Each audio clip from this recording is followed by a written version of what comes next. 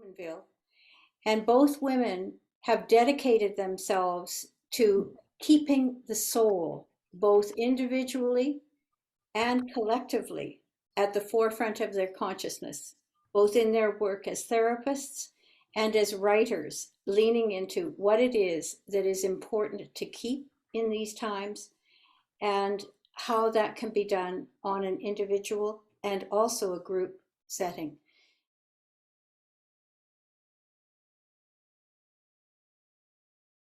The magnitude of the transition we are in now is enormous.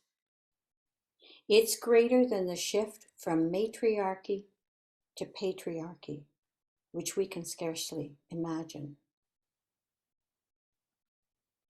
Gilgamesh is the epic story that most vividly captures our transition from matriarchy to patriarchy.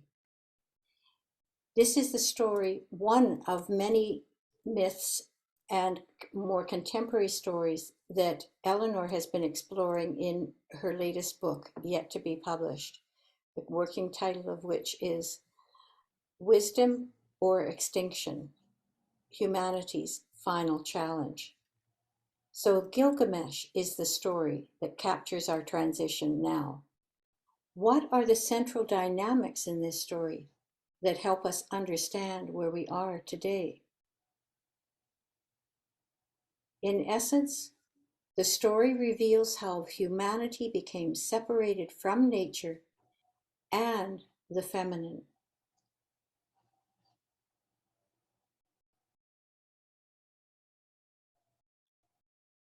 The story of Gilgamesh reveals the desecration of nature, the suppression of the feminine, the crippling split in the masculine, and the specter of death that haunts us to this day.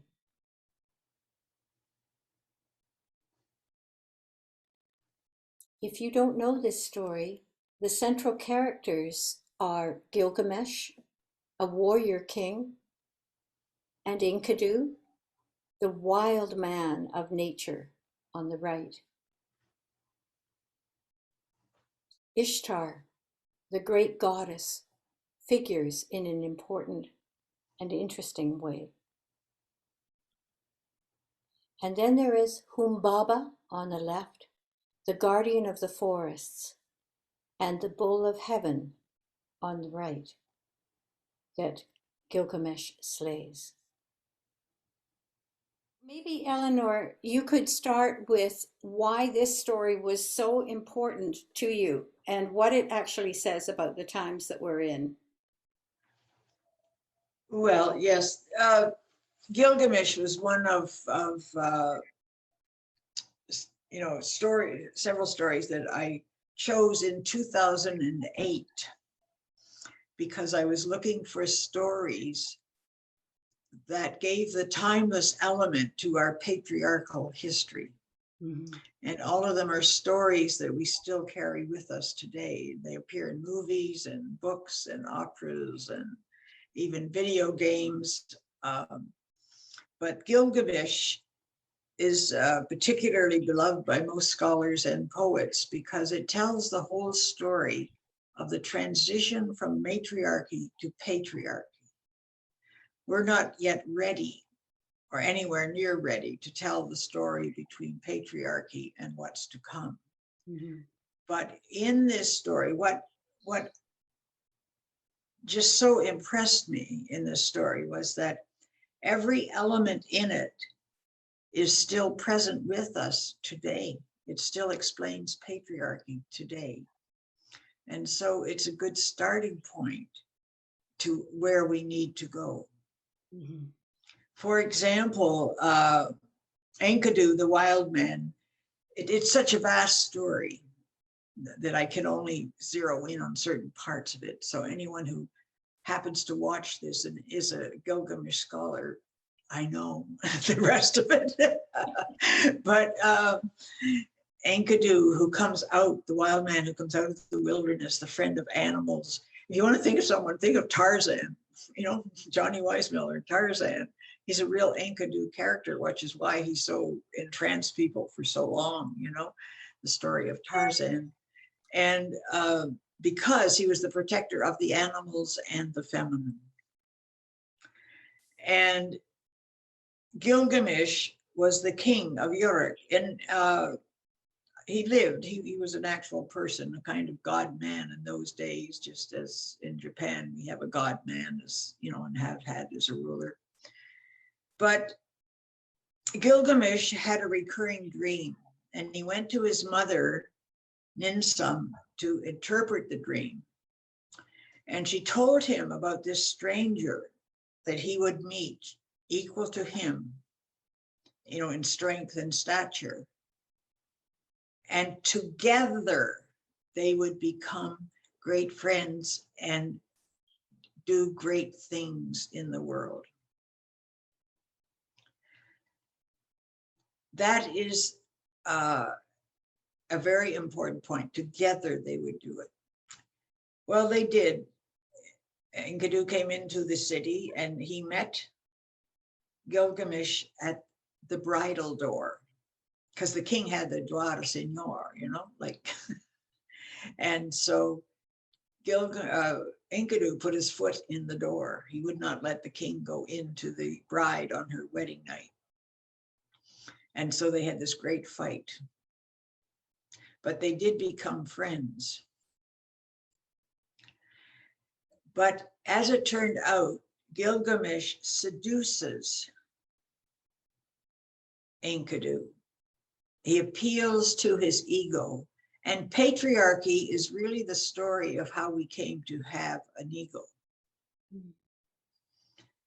And we see this right there. And so he starts to follow Gilgamesh. And there's two things they do. They kill the spirit of nature, Humbaba, and cut down the forest to build the cities. Mm-hmm. Secondly, in the fertility rites of the life-death recycle of nature, Gilgamesh once a year copulates with the goddess to ensure the fertility. He refuses to do this. And so she brings down her consort, the bull of heaven, which Gilgamesh kills. He throws the genitals of the bull into the face of the goddess. And he and the men take up the horns of the bull. I wonder, it's almost I wonder, Elinor, if I could interrupt at this point and ask Frances to comment on these very rich points that you've made. Frances, would that be okay? Oh, well, I'm just enthralled with the story. I'd never heard it. I mean, already these elements of cutting down the forests, we have that, you know, that's what happened in our country, of course, Canada and the United States, cutting down all the forests to build the cities, and interrupting the sacred rite. So we have the whole, here's patriarchy. So I'd love it. I would love it for you to go on, because I don't want to miss the next part of the story. Well, yeah, it is. I mean, all right, in that one picture, I've often thought, because I've gone over this so many times, that you see right there the whole transition from matriarchy to patriarchy. The fertility, the genitals of the bull are thrown into the face, and they take the horns, the aggression. And they kill the spirit of nature as well. And they kill the spirit. Yeah, they kill Humbaba. Yeah. And the richness of it when they go to do that, there's a whole series of dreams, which I won't get into, but it's an incredible story from a mythopoetic point of view. And also, I think that's enough that the right there that we need to carry forward is that the desecration, the suppression of the feminine, and the desecration of nature. And these anonymous readers of the writers, writers of Gilgamesh, and there were more than one, but they understood the connection between the feminine and the environment, between the feminine and nature. Mhm. I think another point that I really resonated with was the split in the masculine, that the two together, the nature man and the egoic king, could have, if they worked together, created something that would be sustainable, and not separate and siloed or aggressive. And that we have yet to see that. Oh yeah, that hasn't come yet. That hasn't happened yet. Well, there is that is the characterization. That is our age of a kind of splitting of the masculine and a splitting of masculine and feminine in a particular way that relates, if we want to bring it home to ourselves, in the split, the hyperdevelopment of one hemisphere of the brain versus Right. the other. That's a beautiful And, point. you know, you in can take ancient it at Greek, every level. Yeah.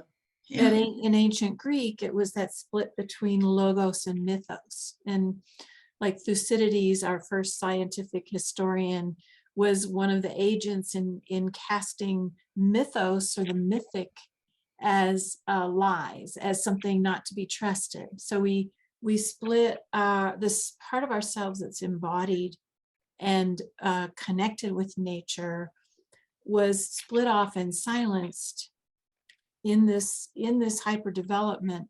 It's in our brain structure. It's in and learning to read in an alphabetic language kind of spurred that in complex ways we won't go into here, but it's part of our whole nature, that split.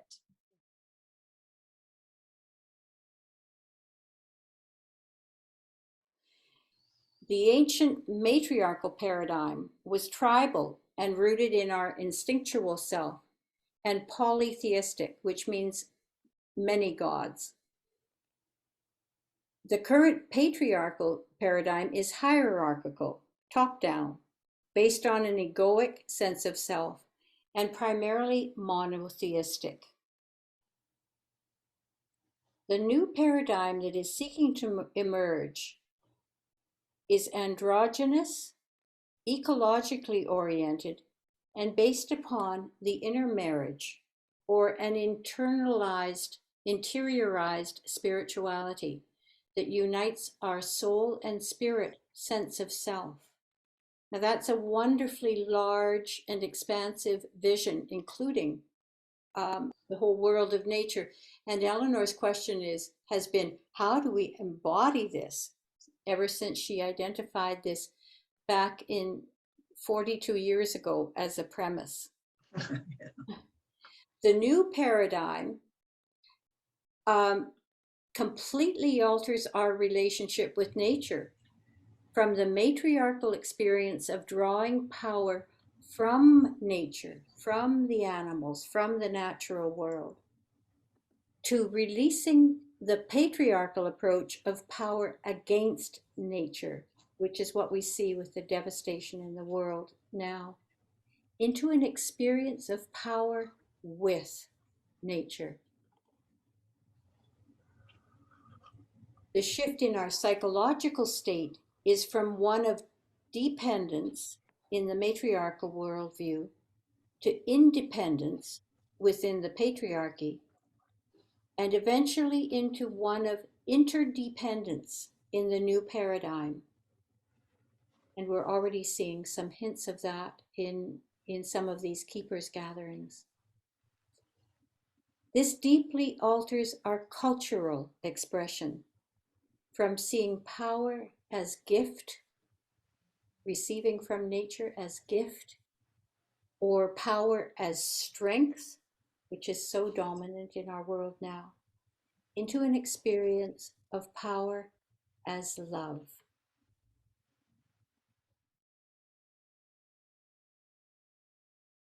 And this will take us now into a second part of the conversation with Frances and Elinor, where we take these juicy concepts and go deeper. So I'd invite I'd invite you both to answer this simple question, and it's not a simple answer, but do we have hope? Is there a reason for hope right now? So I'd love to hear from both of you on that score. Well, what first came to mind for me is that part of T.S. Eliot's Four Quartets, where the end part where he says, you can't hope. He's describing a state of liminal, of post cataclysm or whatever, where you don't know. And he says you can't hope, because to hope would be for the wrong thing. That we can scarcely imagine what the new age is going to be. But what we see in front of us is really, really difficult times. And I have no thought that we're going to escape some pretty apocalyptic changes that the earth will go through and that we will go through. And everyone will be affected by it differently, but hope in terms of preserving what we've always had, I don't think so. I really don't think so. And can we imagine what there is instead? I think there are things out there allowing us to begin to imagine what that might be. And I think the movement towards people taking psychedelic medicines is like trying to speed up a capacity to perceive reality in a different way that could form a basis for creating that reality, because it's all up to us. Consciousness is what we create our reality out of that. So that's what I would say. What do you think, Elinor? Yeah, no, I agree with you in the way you approached that it's a question I've been asked, at different times. And as things are now, it is very difficult to hope. When I started putting some of this down and writing some of this and exploring it, I began to have hope in the sense that we are only halfway home. If we are Homo sapiens, the wise species, and this is it, then I don't have hope, basically. But I have hope because I realized that we've only evolved halfway. We have not finished our evolution yet. Now, whether we'll get a chance to is another thing, but for sure, we're only halfway home as a species. That's sobering. But that's sobering, but it's also a portal of possibility, because you're saying there is another capacity within us that is untapped. Yeah. There's a metaphor that in Sri Aurobindo's, Integral Yoga, one of his people, Satprem, wrote a book trying to explain how Sri Aurobindo was imagining this evolution that he felt was happening in the human being into a super mind or superhuman. And he used the metaphor of a pond where the climate's changing, it's getting hotter and hotter, and the species that live in it can't continue to live in it. But without anybody quite realizing it, all this time, there have been another species evolving. Mm-hmm. And that another species evolving is in us, is like the immortal self that is forced into a transformation that it couldn't have imagined, but because of circumstances that make current life impossible. Well, even on that score, that's a beautiful example. But even on that score, there are elements that scientists are finding within nature, within animals, and within plants that are doing subtle but significant shifts in their biochemistry, in their bodies to adjust to the changing climate, the poisons that are in the earth, and so on. So we've not looked at the earth as alive and capable of evolution either. We've had the sense that nature is static, dynamic, but static, and we think we understand. So, Elinor, go ahead, take it from here. Yeah, well, I mean, we've mostly applied the term evolution to nature, but also we have evolved, and we started using the term evolution to I use Gebser's work, The Mutation of Consciousness. So when I say halfway home, it might be, for example, we went through an archaic consciousness that was the earliest consciousness we know. The magic, you can think of the Paleolithic. And a third would be the mythic. And the fourth would be the mental. So if you think of a curve going down, like a curve, because we go light at, particles, atoms, molecules, plants, animals, humans. That's nature. And it's a curve in terms of consciousness, the degree of consciousness. Mm-hmm. But in the human, then, if you take that, we've gone through the same curve, and we've gone down into and then upward, but we haven't done the upward. Mm-hmm. We're at the mental. We're at the bottom of the U, as it were. That is what I mean by halfway home.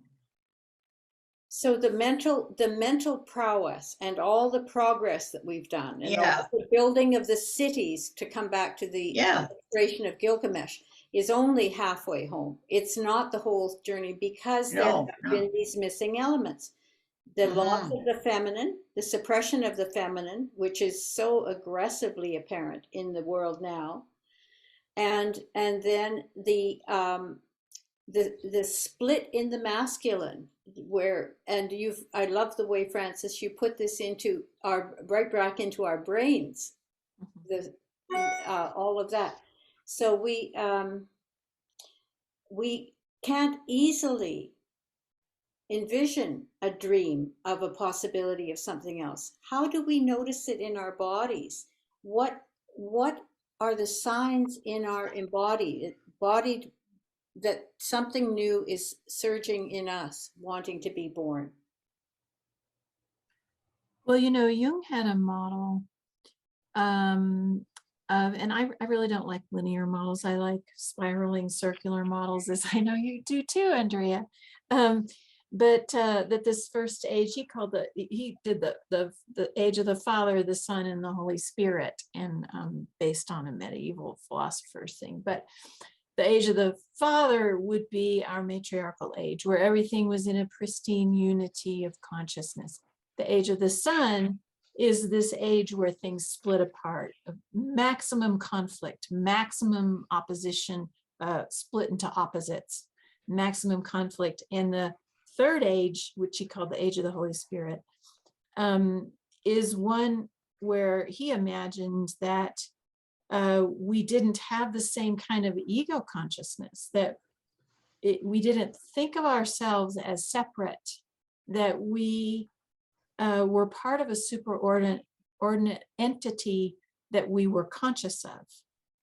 And I feel that in my own life, and I see that in my analysts, patients, clients, whatever, my people, in the sense of something loosening in the ego structure to allow in an opening to the divine self inwardly, to nature, and that relationship of the ego to something greater can be cultivated and needs to be cultivated through meditation practice, through being in nature, through all kinds of rituals and ways of being that open us into a space where we don't have things nailed down the way we used to, where we're kind of in between place of aliveness,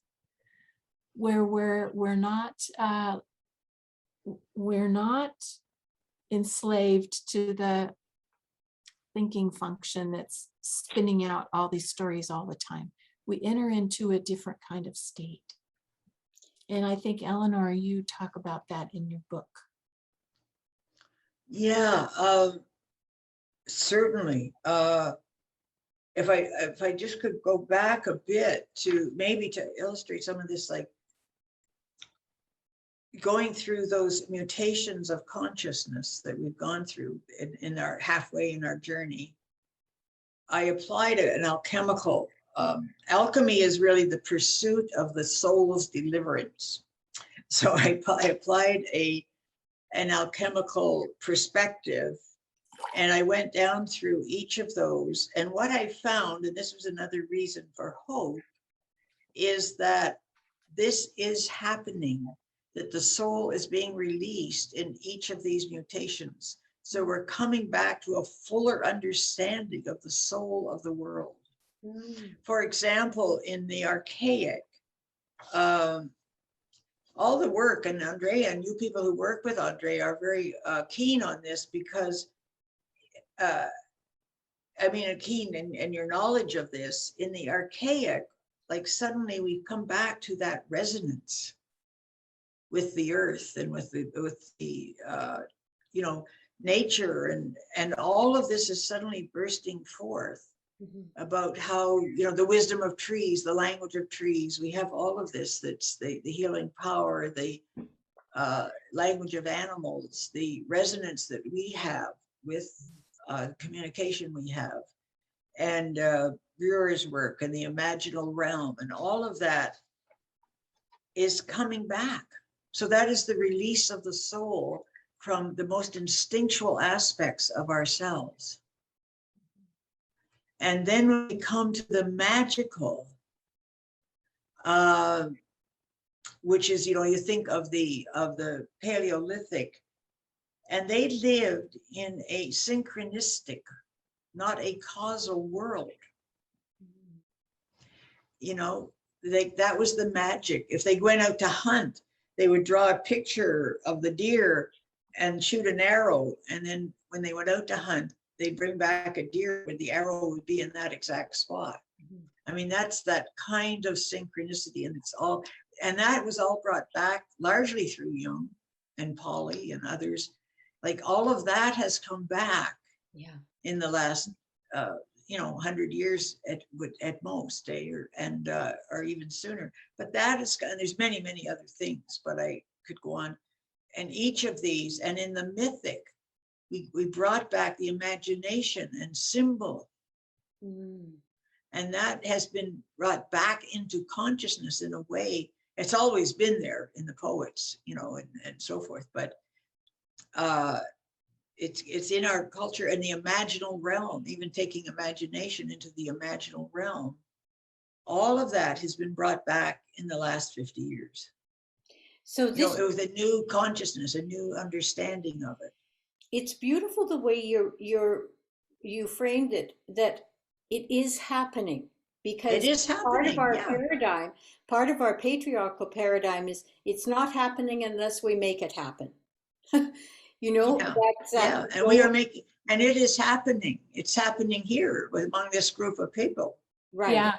And don't you know, Andrea, you live in this world all the time, but I've just noticed that in myself and in my people, that the closer we get to the center, to the core, to what's really alive, like through dream practice or just intent to be in a more soulful place, the more those synchronicities and mythic happenings sort of happen all around us. Do you know what I mean?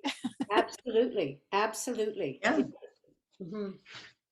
It's like an operational and then reconstellation of all these parts of our past that are being remembered in a new way, but in a way that we can't control the outcome. And I think that's, for me, as someone who is a bit of a control, has been a bit of a control freak in my life, that's the tipping point for me of, can I celebrate and participate rather than control the outcome? And that's huge for us in this time, but it seems like a critical element. So maybe both of you could speak a bit more about what are some of the shadow elements of this time, individually and collectively, that we can be alert to. Well, I think what you just said starts out with a key, the addiction to control. Mm-hmm. Because an individual shadow work is individual, it's unique. And I nobody could sit here and tell everyone what their individual shadow work is. But at a collective level, power, in the Greek terms, we're in the age of Zeus, and power was his main principle, the power to wield the thunderbolt. Mm-hmm. And I think that's a huge part of the collective shadow, is the imagining that we can control things, that we are in charge, that we can dominate things, and we can be theoretically go, oh, well, I'm not about that. But actually, we live our lives almost entirely by that way, which is why I think 12-step programs are an incredibly powerful religious practice. It's the most powerful spiritual practice in this country. In this continent, besides soul work, our dream work, and individuation, because you have to start every day turning it over. The 12 steps are all about turning it over, like learning to live in partnership with a divine self, a divine something, or a higher power, or whatever you want to call it. And that, when you start doing that work, for sure, you find your shadow right away. Mm-hmm. Elinor, you've commented on some of the other collective shadows too that are really up right now. I'm still back at trying to give some type of hope before we get into all the shadow stuff. Oh, I'm so slow. I'm sorry. No. I was thinking there was hope in the fact that we're only halfway home.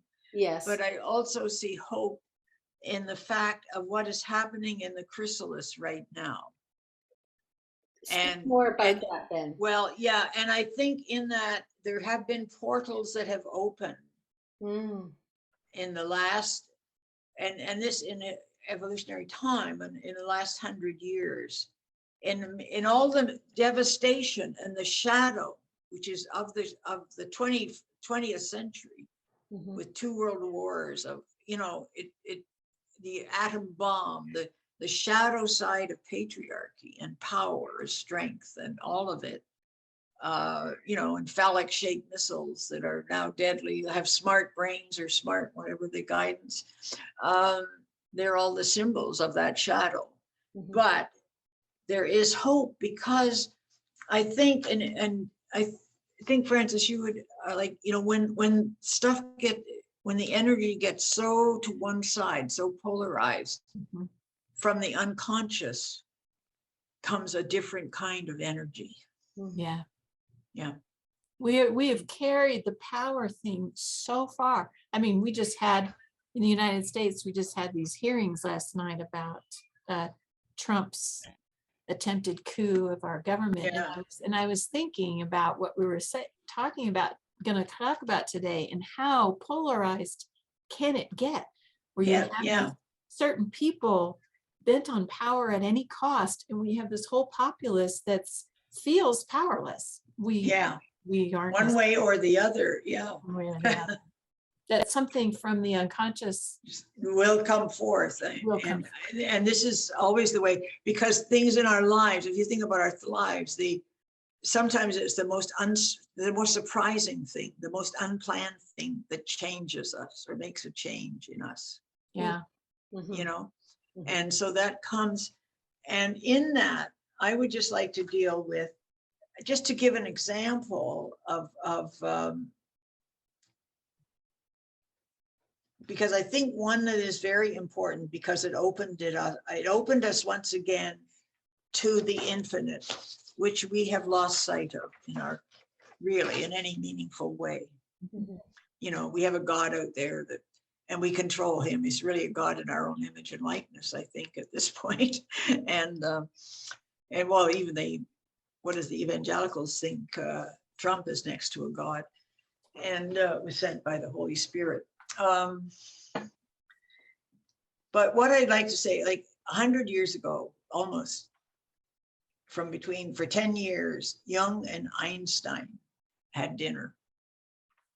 And I see this symbol, I just see this picture, this image as a symbol. It initiated a revolution as great as the Copernican revolution. Einstein opened up the world to the quantum realm, to the infinite.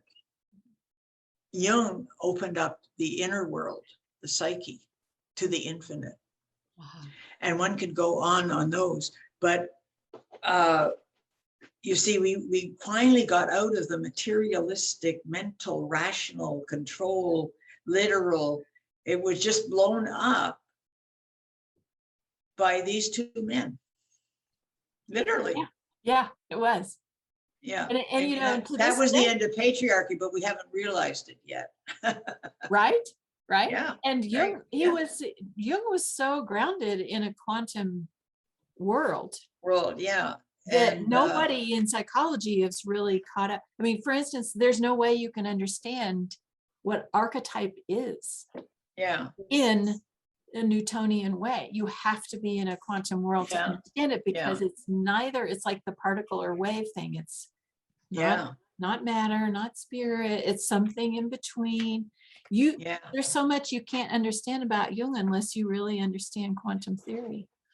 But the together, I just see them as a symbol, you know, and as it's gone out over the 30 years, now we're into 0 point fields and the collective unconscious, their realities, and it's just opened up a whole world. The other thing that happened during that time, 100 years, was the rise of feminism. Mm-hmm. We got the vote 100 years ago. We got the right to graduate from a university 100 years ago, to go to a university and to graduate. Mm-hmm. You know, that was like the feminism. And at the same time, we found the goddess.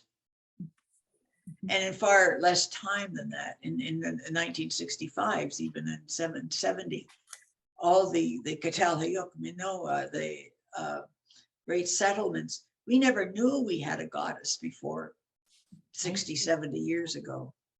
So it's sort of incredible when you think about it today. You know, we kind of get used to that idea. No, that's a very recent idea. Right. And this point I want to make is that those two came together. There's an influence back and forth. But unless, like, feminism is about equality. Mm-hmm. Feminine consciousness is about sovereignty. Whoa. Not sovereignty as power over, but sovereignty as first of place, which is its real meaning. Say more. Say more. Yeah, because if the feminine, you know, is not restored to the creative matrix, the womb of the world, you know, all creativity is born, you know, of the feminine. It has to come first. So they were all. It has to be restored, but in a different way than Ishtar, you know. Like all of this it's now in a more conscious way, because we have suffered through the making of an ego that can recognize that as separate from and yet part of. And that takes an ego. So we've had 45 years of suffering to get an ego, but now that ego has to surrender to the feminine and to the right order of things. You know, this makes me think about working with people, psychological healing. And you, in an earlier conversation before we had this, you mentioned trauma, Elinor, and I think this development of an egoic something, its transmutation can be into witness in relation to the larger psyche. And I think of how when people work through trauma, initially, when people get triggered into a PTSD state, they're completely identified with that drama and the beliefs and all of that goes with it. Working through the trauma, what happens is that the making of the story and the feelings and all the working through that happens, a witness comes in that's able to witness the story without being identified with it. So there is a function to that separation that is maybe the point of this whole, development of a separate ego kind of. Oh yeah. Well, we needed an ego, but it does not, it registers things, It's sort of like we recognize and say, oh yeah, it has arrived. You know what I mean? Like, but the ego is not, it was an organ we needed. But it's not split off. It's not split off. But it's to be in service of.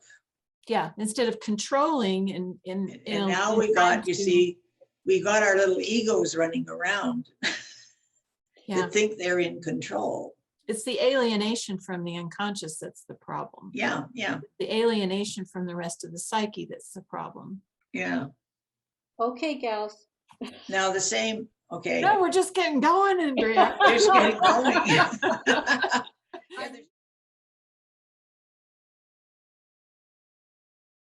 What are we surrendering to? And is Gaia guiding us in this unraveling and evolution or mutation of our consciousness, along with the unraveling of patriarchy in our own bodies and relationships and lives? That's maybe many questions, but I'll take anything that gets sparked through that. Go ahead, Francis. I can see you leaning in here. That's a beautiful question. That's a beautiful question. Well, as Elinor was talking about coming around to the kinds of consciousness that we left behind to separate out and imagine ourselves different, I like to think of the Orphic cosmogony, where first we have Faunus, Dionysos coming out of the cosmic egg, but one of the first, there was a series of gods. And what the beginning one was Gaia and Uranus. Uranus, the sky, the night sky. And we are made of that. Like there is no, whether we can think it or not, we are the earth and Uranus, the sky, in a cosmic love fest. We are the conjunction, the sacred marriage of the earth and the sky, the cosmos, the cosmic sky at all times.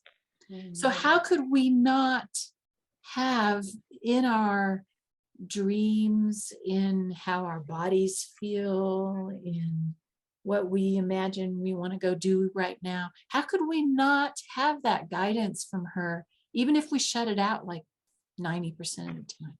How could it not be happening? How could we not be an evolutionary edge that Gaia and Uranus together created? We are the children, the passkey to the mysteries. I am a son or daughter of Earth, Gaia, and starry heaven, Uranus. That was your key to get into the initiation mysteries. So beautiful. Thank you. Do you have anything to add, Elinor, or would you like to open up? No, and I, ask a question? yeah, no, I think that she did very well. Yeah. Yeah, that was the deeper we get in touch with that within ourselves, Mhm. you know, we are evolution now.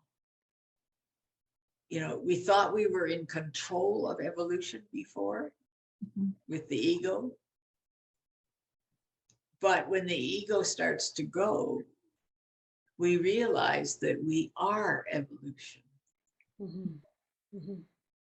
You know, we're the manifestation of the love between. And Whatever cosmology you want, you know, there's two or three of that, but they, you know, of that union. And we in this age we were taught to think that, oh, having these big ideas and about existence, and that this kind of hierarchical way of thinking about things, that's what's important. But actually, if we are Gaia and Uranus, what about when we decide not to drink that cup of coffee, but instead make a green drink? What if it really is these very subtle ways in which we either open a little more to the soul or kind of shut it down because we really want to go do something else? Like there are those Choices. little tiny choices. Mhm. Mhm. And Andrea, you need to speak to this. No, I think you've really brought it from the big right down to the specific moments. And in our breakout room, when we were talking about a true power of love moment, it does open to the timeless. And there is the power of everything in that brief moment, even if it feels um, fleeting. And we recognize it through joy. Yeah. There's a burst, a little burst of joy, sometimes bigger, not excitement, because Yeah. excitement is different than joy. Joy comes unbidden, straight from the gods, so to speak. Mhm. Yeah. That's beautiful. There's always something of beauty in it too, isn't Yes, absolutely. We're agreed on that. Gaia's invitation to us at the conclusion of this time, she says, moment by moment, you are called to simplicity. All sweetness is close, yet your detours make your journey complex. You deny sweet simplicity, even as I hold the dish before you. Will you be my honored guest? Will you take a drop of nectar? it?